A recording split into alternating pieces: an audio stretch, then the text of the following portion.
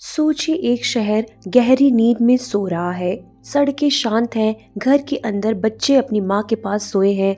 बाहर सर्दी है और दिसंबर की रात है। लेकिन अचानक हवा जहर बन जाती है। लोगों की नींद टूटती है, सांस लेना मुश्किल हो जाता है और देखते देखते एक पूरा शहर मौत की चपेट में आ जाता है।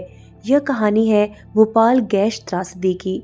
एक ऐसी रात जिसे भारत कभी नहीं भूल सकता। साल था 1984।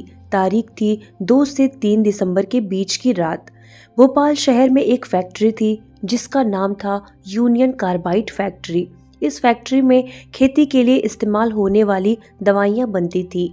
उस रात फैक्ट्री के अंदर एक बहुत खतरनाक गैस रखी हुई थी जिसका नाम था MIC गैस। यह गैस इतनी जहरीली थी कि थोड़ी सी मात्रा भी इंसान की जान ले सकती थी। फैक्ट्री में सुरक्षा के कई सिस्टम होते हैं, लेकिन उस समय ज़्यादातर मशीनें खराब पड़ी थी।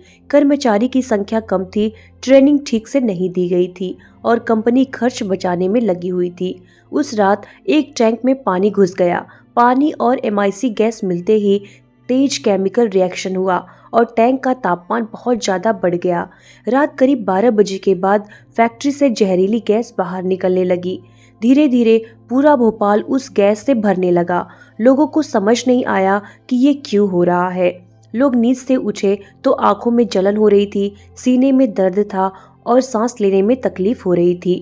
बच्चे रो रहे थे, बुजुर्ग गिर रहे थे, लोग सड़कों पर भाग रहे थे। जिस दिशा में भागो उधर भी गैस थी। कई लोग चलते चलते गिर गए और फिर कभी नहीं उठे।